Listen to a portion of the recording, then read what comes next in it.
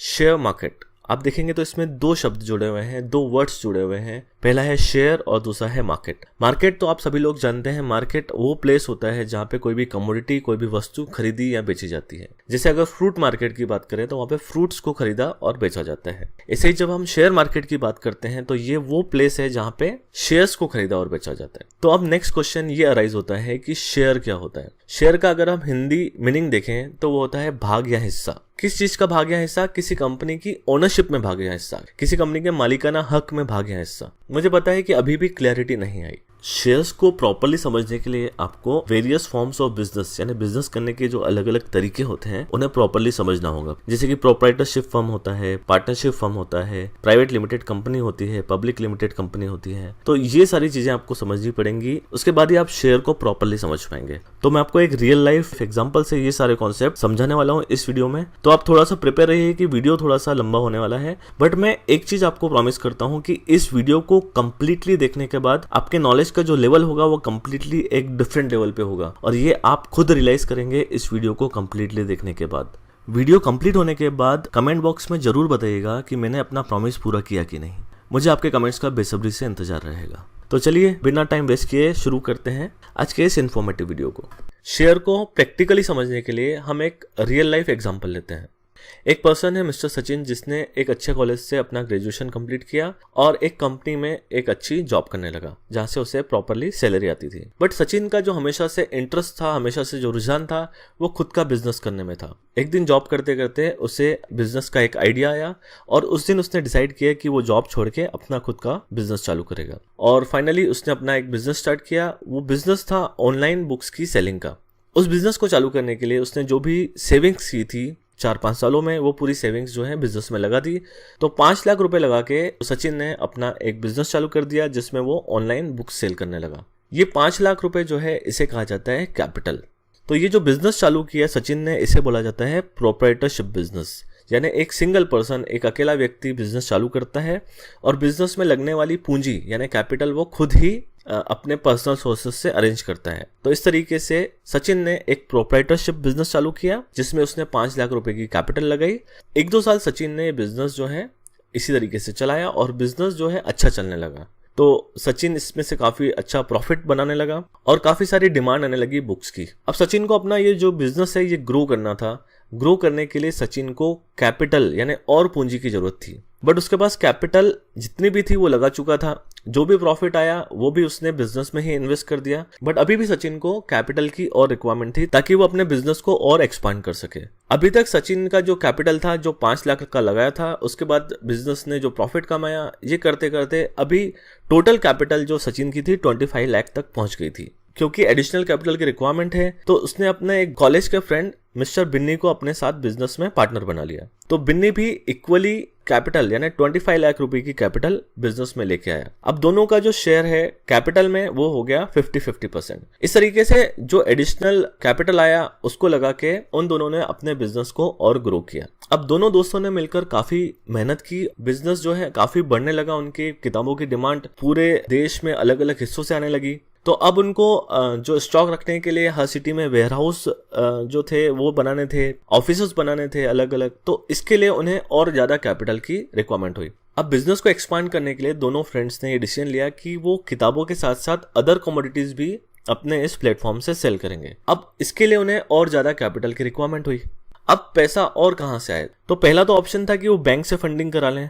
But bank से funding कराने में प्रॉब्लम यह है कि जब आप बैंक से फंडिंग कराते हैं तो पहली बात, बैंक का जो प्रोसेस रहता है वो काफ़ी लेंदी होता है और बैंक जो है ज़्यादा बड़ा अमाउंट छोटी कंपनी को फंड नहीं करती। अगर कर भी देती है तो नेक्स्ट मंथ से उसकी इंस्टॉलमेंट यानी EMI चालू हो जाती है। बट ये जो बिजनेस था, ये जो बिजनेस का कॉन्सेप्ट था सचिन और बिन्नी का, इसमें कैपिटल तो आज लगना था बट इसको प्रॉफिट में आने में कम से कम 6 महीने या साल भर लग जाते और बैंक की किस्त पे करना जो है पॉसिबल नहीं होता अगले महीने से ही। तो दूसरा जो ऑप्शन रहता है वो होता है वेंचर कैपिटल का। वेंचर कैपिटल का फंडा ये होता है कि कुछ पर्सन्स होते हैं जिनके पास काफी अच्छी मात्रा में पैसा होता है, उनके पास फंड्स की कमी नहीं होती है, तो वो लोग जो होते हैं ग्रोइंग बिजनेस में अपना पैसा लगाते हैं। ग्रोइंग बिजनेस यानी जो एंटरप्रेन्योर होता है, यानी जो बिजनेस शुरू कर रहा है, वो अपना जो कॉन्सेप्ट है इन वेंचर कैपिटलिस्ट को समझाता है, और अगर वेंचर कैपिटलिस्ट को लगता है कि इनके आइडिया में दम है और फ्यूचर में काफी अच्छा प्रॉफिट हो सकता है, तो वो इनिशियल स्टेज पर एक बड़ी रकम जो है बिजनेस में इन्वेस्ट करने को रेडी हो जाते हैं। तो ये इनिशियल स्टेज में बिजनेस में पैसा इन्वेस्ट करते हैं, एक काफी बड़ा रिस्क उठाते हैं, क्योंकि वो मार्केट का नॉलेज रखते हैं और उन्हें पता है कि ये कॉन्सेप्ट फ्लरिश होगा कि नहीं, सक्सेसफुल होगा कि नहीं। और जैसे ही ये बिजनेस 2-3 साल 4 साल में फ्लरिश हो जाता है, तो वहां से वो अपना शेयर, अपना स्टेक बेचकर वहां से बाहर हो जाते हैं और प्रॉफिट बुक कर लेते हैं। वेंचर कैपिटलिस्ट को इसलिए एंजल इन्वेस्टर भी कहा जाता है, क्योंकि एक एंजल की तरह वो बिजनेस में पैसा लगाता है और बिजनेस को और उस आइडिया को ग्रो होने के लिए एक मौका देता है। बट वेंचर कैपिटलिस्ट की जो कंडीशन होती है वो ये होती है कि बिजनेस को एक कंपनी में कन्वर्ट किया जाए। वेंचर कैपिटलिस्ट कभी भी पार्टनरशिप फर्म में इन्वेस्ट नहीं करता है, क्योंकि पार्टनरशिप फर्म से बाहर निकलना, स्टेक सेल करके बाहर निकलना काफी मुश्किल होता है। तो उनकी प्री कंडीशन होती है कि जो पार्टनरशिप फर्म है उसे कन्वर्ट कर दिया जाए एक प्राइवेट लिमिटेड कंपनी में। तो प्राइवेट लिमिटेड कंपनी जो है एक डिफरेंट एंटिटी होती है, जिसमें मिनिमम 2 मेंबर्स यानी 2 शेयर होल्डर होते हैं और मैक्सिमम 50 शेयर होल्डर्स तक हो सकते हैं। तो जो छोटी कंपनियां होती हैं वो जनरली प्राइवेट लिमिटेड कंपनी के फॉर्म में होती है, और यहाँ से शेयर बेचकर बाहर निकलना, यहाँ से बिजनेस में अपना स्टेक बेचकर बाहर निकलना कंपैरेटिवली इजी होता है अगर हम पार्टनरशिप से कंपेयर करें तो ये जो वेंचर कैपिटलिस्ट थे, उन्होंने सचिन और बिन्नी के इस कॉन्सेप्ट में, इस आइडिया में पैसा इन्वेस्ट किया, और उनका ये डिसीजन बिल्कुल सही निकला, और ये जो बिजनेस है और ग्रो होता गया। कंट्री के ऑलमोस्ट सभी सिटी में इनके ऑफिसेस हो गए, वेयर हाउसेस हो गए, काफी अच्छा बिजनेस फ्लरिश हो गया। सचिन और बिन्नी ने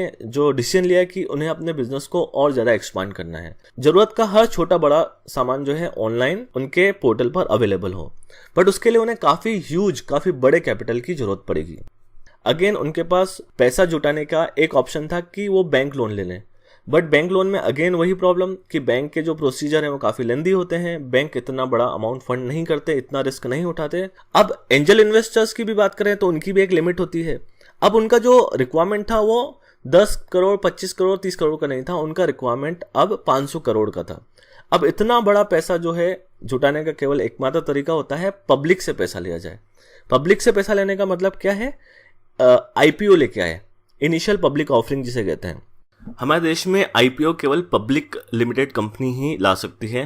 तो सचिन और बिन्नी ने अपनी जो कंपनी जो पहले प्राइवेट लिमिटेड के फॉर्म में थी उसे कन्वर्ट कर दिया पब्लिक लिमिटेड कंपनी के फॉर्म में, और अपना इनिशियल पब्लिक ऑफरिंग यानी आईपीओ लाने की तैयारी कर ली। सचिन और बिन्नी को जो कैपिटल की रिक्वायरमेंट थी वो थी 500 करोड़ रुपए की। तो 500 करोड़ रुपए आईपीओ के जरिए जुटाने के लिए उन्होंने 500 करोड़ की कैपिटल को 5 करोड़ शेयर्स में डिवाइड कर दिया, और एक शेयर की फेस वैल्यू जो रखी वो 100 रुपये रखी। तो जो भी पर्सन इनसे एक शेयर खरीदेगा उसे उसके बदले 100 रुपीज देने पड़ेंगे। तो ऐसे 5 करोड़ शेयर इशू करके उन्होंने 500 करोड़ रुपए जो है इकट्ठा कर लिए पब्लिक के जरिए। तो अब देखिए यहाँ से आप कनेक्ट कर पाएंगे, पहले ये जो बिजनेस स्टार्ट हुआ था वो प्रोप्राइटरशिप में हुआ था, वहां पे 100% जो कैपिटल था, 100% जो शेयर था वो केवल सचिन का था। फिर बाद में उसने इस बिजनेस को कन्वर्ट किया पार्टनरशिप में, अपने फ्रेंड बिन्नी के साथ पार्टनरशिप कर ली। वहां पे जो है इस बिजनेस के 2 शेयर हो गए, एक शेयर था सचिन का 50% और दूसरा शेयर था बिन्नी का 50%।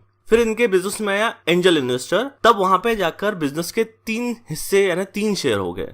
एक हिस्सा था सचिन का 1/3, एक था बिन्नी का 1/3 और तीसरा उस एंजल इन्वेस्टर का जिसने उनके बिजनेस में पैसा लगाया। तो वहां पे 3 शेयर हो गए। बट अभी बात करें तो जब उन्होंने अपनी इस कंपनी को बढ़ाने के लिए पब्लिक लिमिटेड कंपनी में कन्वर्ट कर दिया और आईपीओ लाने के लिए उन्होंने जो शेयर को जो है 5 करोड़ शेयर में डिवाइड कर दिया, और हर एक शेयर एक पर्टिकुलर पोर्शन ऑफ ओनरशिप को रिप्रेजेंट करता है। तो आई होप को ये क्लियर हो रहा है कि शेयर का मतलब क्या है। शेयर का मतलब है ओनरशिप का एक हिस्सा, ओनरशिप का एक पार्ट। अगर कोई पर्सन सचिन और बिन्नी की कंपनी में इन 5 करोड़ शेयर्स में से अगर 5 लाख शेयर ले लेता है तो वो इस कंपनी में 1% का मालिक बन जाएगा, इसकी हिस्सेदारी हो जाएगी 1%। इसी तरीके से अगर कोई पर्सन 50 लाख शेयर खरीद लेता है तो उसकी जो हिस्सेदारी हो जाएगी वो 10% हो जाएगी कंपनी में। आई थिंक आप रिलेट कर पा रहे हैं कि शेयर का एग्जैक्ट मीनिंग यहाँ पर क्या है। दोस्तों ये जो मैंने आपको दोनों दोस्तों की कहानी बताई है सचिन और बिन्नी की, ये एक्चुअल में फ्लिपकार्ट की कहानी है। फ्लिपकार्ट का नाम आपने सभी ने सुना होगा। फ्लिपकार्ट जो बिजनेस था वो इसी तरीके से 2 दोस्तों ने स्टार्ट किया था, सचिन बंसल और बिन्नी बंसल ने, जो आज इतनी बड़ी कंपनी है और जिसे हम फ्लिपकार्ट के नाम से जानते हैं। आपको कॉन्सेप्ट को प्रॉपरली समझाने के लिए मैंने स्टोरी को थोड़ा बहुत ऊपर नीचे जरूर किया है, बट ये जो कहानी है मोर और लेस फ्लिपकार्ट की ही है।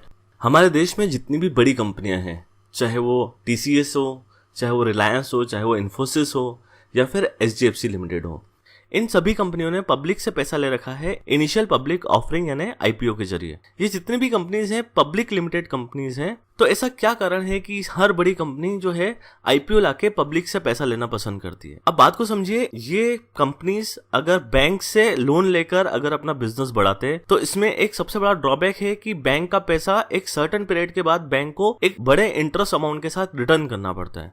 बट जब बात करते हैं पब्लिक ऑफरिंग की, यानी पब्लिक से जब पैसा लिया जाता है IPO के जरिए, तो वो पैसा कंपनी को पब्लिक को वापस लौटाने की जरूरत नहीं होती। आपको ये सुनकर बड़ा अजीब लग रहा होगा कि जब पब्लिक को पैसा वापस ही नहीं मिलना है तो पब्लिक इन बड़ी कंपनीज में पैसा ही क्यों लगाएगी? तो इसी क्वेश्चन का आंसर जो है वो है स्टॉक मार्केट। अभी मैं आपको क्लियर करता हूं कि स्टॉक मार्केट के जरिए कैसा ये ट्रांजेक्शन होता है। देखो, IPO में क्या होता है, कंपनी जो शेयर है पब्लिक को बेच देती है और उनसे पैसे ले लेती है। तो अभी शेयर आ गया पब्लिक के पास और पैसा आ गया कंपनी के पास। अब कंपनी जो है ये शेयर वापस खरीद के पब्लिक को पैसा रिटर्न नहीं करेगी, बट ये जो इन्वेस्टर हैं, ये जो शेयर होल्डर हैं, अगर ये चाहें तो इन शेयर्स को दूसरे इन्वेस्टर्स को बेच सकते हैं। तो ये दूसरे इन्वेस्टर को बेचने के लिए जो एक प्लेटफॉर्म है जहां पे इन शेयर्स की खरीदी और बेची की जाती है, उसी को स्टॉक मार्केट कहा जाता है। तो स्टॉक मार्केट के जरिए एक इन्वेस्टर या शेयर होल्डर अपना शेयर किसी दूसरे इन्वेस्टर को बेच सकता है। तो स्टॉक मार्केट में जो ट्रांजैक्शन होते हैं वो इन्वेस्टर्स के बीच होते हैं, बट IPO में जो ट्रांजैक्शन होता है वो कंपनी और इन्वेस्टर के बीच होता है। जब आप किसी कंपनी का शेयर IPO से खरीदते हैं तो उसे बोला जाता है प्राइमरी मार्केट, यानी आपने शेयर जो है प्राइमरी मार्केट से खरीदा है। और यदि आप कोई शेयर स्टॉक एक्सचेंज से खरीदते हैं तो उसे सेकेंडरी मार्केट कहा जाता है, क्योंकि आप जो शेयर है डायरेक्ट कंपनी से नहीं खरीद रहे हैं, वो आप किसी इन्वेस्टर से खरीद रहे हैं। प्राइमरी और सेकेंडरी मार्केट को समझने के लिए मैं आपको एक रियल लाइफ एग्जाम्पल देता हूँ। अभी हाल ही में जुलाई में एक बड़ी कंपनी का IPO आया था जिसका नाम था HDFC asset management company limited. तो उसका जो IPO आया था जुलाई में, तो ये जो IPO था वो ओपन था 25 जुलाई से 27 जुलाई तक। तो आप इसी बीच में कंपनी में अप्लाई कर सकते थे।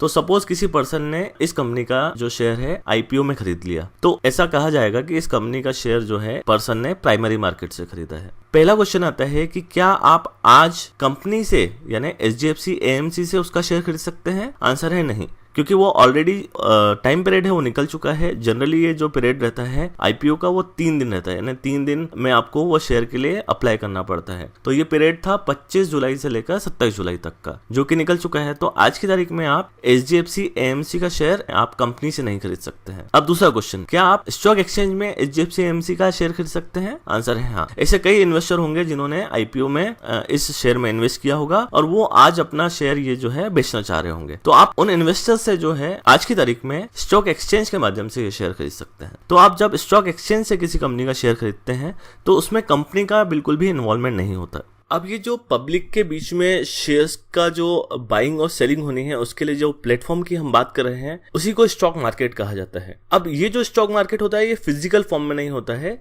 ये इलेक्ट्रॉनिक फॉर्म में होता है। तो ये जो स्टॉक मार्केट है स्टॉक एक्सचेंज के फॉर्म में हमारे देश में है, और ऐसे 2 स्टॉक एक्सचेंजेस हैं। पहला तो है बॉम्बे स्टॉक एक्सचेंज यानी कि BSE, और दूसरा है नेशनल स्टॉक एक्सचेंज यानी कि NSE। अब इनमें जो शेयर्स की बाइंग और सेलिंग होती है वो इलेक्ट्रॉनिक फॉर्म में होती है, यानी जो शेयर्स होते हैं वो आपके पास फिजिकल फॉर्म में नहीं होते हैं, वो आपके पास इलेक्ट्रॉनिक फॉर्म में होते हैं, जिसे डीमेट फॉर्म यानी डीमटेरियलाइज्ड फॉर्म कहा जाता है। तो शेयर्स को स्टॉक एक्सचेंज में खरीदने और बेचने के लिए आपके पास एक स्पेशल अकाउंट होना जरूरी होता है, जिसे डीमेट अकाउंट कहा जाता है, जिसमें शेयर्स जो है इलेक्ट्रॉनिक फॉर्म में रखे जाते हैं। इसे आप कंपेयर कर सकते हैं आपके बैंक अकाउंट से। कैश जैसे एक फिजिकल फॉर्म होता है और दूसरा आपके बैंक अकाउंट में इलेक्ट्रॉनिकली जमा होता है। ऐसे ही शेयर्स की बात करें तो एक तो फिजिकल फॉर्म हो गया शेयर्स का, और दूसरा है इलेक्ट्रॉनिक फॉर्म, जो कि डीमेट में आपका इलेक्ट्रॉनिक फॉर्म में वो जमा होता है। तो अगर आप शेयर्स में ट्रेड करना चाहते हैं, शेयर्स में आपको बाय और सेल करना है, तो आपको डीमेट अकाउंट जो है खुलवाना पड़ता है किसी एक ब्रोकर के पास। स्टॉक मार्केट आपको अब समझ में आ गया। स्टॉक मार्केट जो है एक प्लेटफॉर्म है, स्टॉक एक्सचेंज का ही दूसरा नाम स्टॉक मार्केट है। अब हमारे देश में 2 मेजर स्टॉक एक्सचेंजेस हैं, एक है बॉम्बे स्टॉक एक्सचेंज यानी कि BSE, और दूसरा है नेशनल स्टॉक एक्सचेंज यानी कि